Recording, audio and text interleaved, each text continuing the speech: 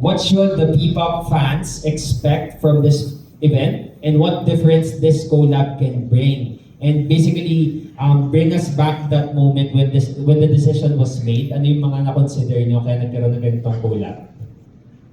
Okay. Actually, matagal ng dream ng IME ang magkaroon ng isang music festival globally and also here in the Philippines, of course. As recent checking, of course, in the market, and of course, I'm here in the Philippines,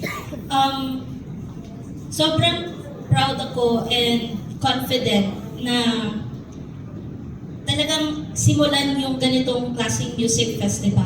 The decision is very quick lang actually. Hindi ako nahirapang justify with my global partners because I just only give data of all the artists of Filipino. And then, of course, when they saw it, they already like, very simple word is yes. And then, with Mr. Alden and the Myriad team, I think for how many months we are working out this project, and this is it, mangyayari na siya.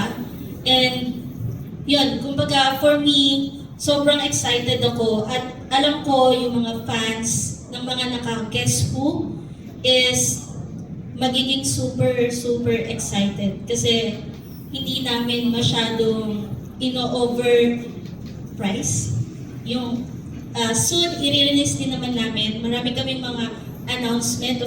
Of course, abangan nyo lang yung page namin, which is I'm in Philippines. And of course, later, we will announce our official social media pages of Wonderful Moments Festival. Siyempre, we will make sunod-sunod na announcement. And abangan nyo po sana yun, including kung sino yung mga line-up at mag-blown out talaga.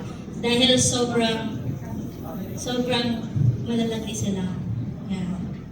Okay.